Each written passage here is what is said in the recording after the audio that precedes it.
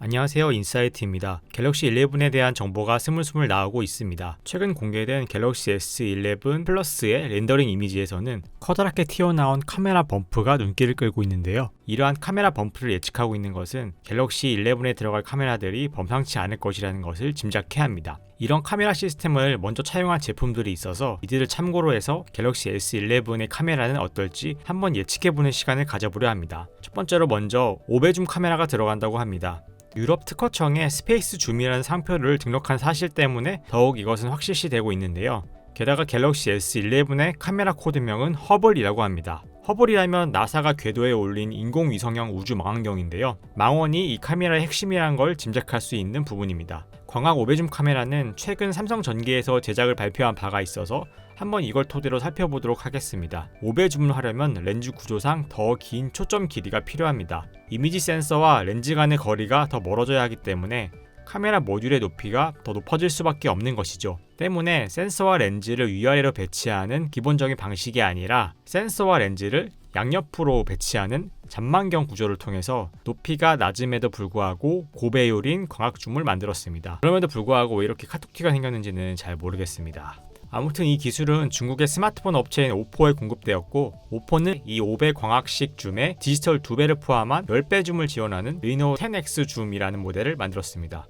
10배 줌이라면 이런 느낌일 것 같은데요. 현산화각 35mm 기준으로 약 245mm까지 줌인이 되는 망원 카메라처럼 활용할 수 있게 되는 겁니다. 비슷한 기술이 들어가면은 갤럭시 S11에도 이와 비슷한 형태로 구현되지 않을까 예측이 됩니다. 예전에 갤럭시 줌이라는 스마트폰이 있었는데 혹시 기억하시는 분 있으신가요? 거대한 줌 렌즈 경통이 포인트였는데요. 그에 비해 이렇게 얇은 두께의 10배 줌인이 가능하다니 정말 비약적인 발전인 것 같습니다. 두 번째는 카메라에 1억 800만 화소짜리 대형 센서를 쓸 것이라는 이야기인데요. 사진의 화질을 결정하는 중요한 요소가 센서의 크기입니다. 이미지 센서는 빛을 받아 기록하는 역할을 하기 때문에 더 큰 센서를 탑재할수록 좋은 사진을 얻을 수 있게 됩니다. 지금까지 갤럭시는 2016년 S7 이후에 1200만 화소, 그러니까 2.55인치분의 1 사이즈의 이미지 센서를 유지해 왔습니다. 그런데 이번에 탑재가 예측되는 센서는 무려 1.34분의 1 사이즈의 센서입니다. 삼성전자에서 개발한 아이소셀 브라이트라는 이름의 이 센서는 1억 800만 화소를 탑재하였고 4개의 픽셀을 합쳐서 하나의 큰 픽셀처럼 활용하는 테트라셀 기술이 적용되었습니다.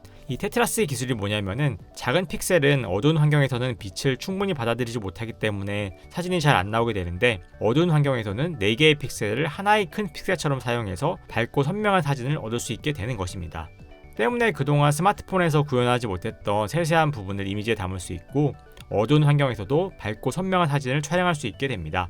이 센서를 차용한 샤오미의 미 CC9 프로는 사진 분석 사이트 DxO마크에서 역대 최고 화질을 가진 스마트폰 센서라고 호평을 받았습니다. 다만 한 가지, 이 센서는 갤럭시 S11의 3종 시리즈 중에서 제일 큰 사이즈에만 채택이 되고, 사이즈가 작은 모델은 그보다 좀 작은 1.77인치분의 1 사이즈와 2분의 1인치와 같은 조금 더 작은 센서들이 활용될 것이라고 하네요. 그래도 기본적으로 3종 다 기존에 써왔던 2.55인치분의 1 사이즈보다는 커진 사이즈임이 분명한 것 같습니다.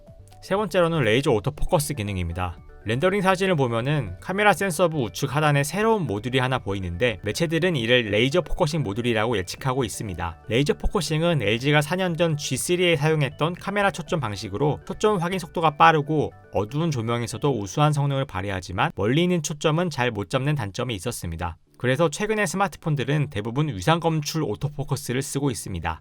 레이저 포커싱 방식이 도입되면 단독으로 쓰이기보다는 단점을 보완하기 위해 위상 검출 오토포커스와 하이브리드 형식으로 함께 이용될 것 같습니다. 그럼 현존하는 어떤 스마트폰 카메라보다도 빠르고 정확한 포커싱을 보여줄 수 있을 것이라고 생각됩니다. 그 다음으로는 전면 카메라입니다. 지금까지 뒷면 카메라 얘기만 했는데 전면 셀피 카메라도 빼먹을 수가 없겠죠. 갤럭시 노트 10에서 정동남 시리즈라고 놀림을 받았던 정중앙 펀치홀 디자인은 그대로 유지하지만 펀치홀의 사이즈는 더 작아질 것이라고 합니다. 최근 출시된 비보의 S5는 삼성 디스플레이에서 만든 OLED 디스플레이가 탑재되었는데, 여기에 카메라홀 지름은 2.9mm 수준입니다. 갤럭시 S10은 5.2mm였고 노트 10은 4.4mm였던 거에 비하면 거의 반 수준으로 작아진 것인데요. 삼성 갤럭시 S 시리즈는 항상 삼성 디스플레이의 최신 기술을 가장 먼저 사용해 왔으므로 더욱 작아진 홀 사이즈가 될 것이라고 생각이 됩니다. 그럼 지금까지 카메라에 집중한 갤럭시 S11의 예상 카메라 스펙을 한번 살펴봤습니다. 얼마 전에 출시된 아이폰 11 프로도 카메라 업그레이드에 많이 비중을 두었다는 평인데 삼성의 갤럭시 S 시리즈도 카메라에 더욱 힘을 주어서 맞불을 놓는 모양새입니다. 노출된 스펙들만 살펴보면은 잘하면 1인치급의 하이엔드 콤팩트 카메라 시장을 거의 압살해버릴 것 같은 그런 생각이 드네요.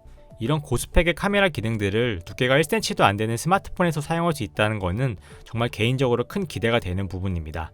여러분 어떻게 생각하시나요? 갤럭시 S11 카메라에 대한 기대가 있으시면 댓글로 남겨주세요. 그럼 여기까지 인사이트였습니다. 오늘도 시청해주신 여러분들께 감사드립니다.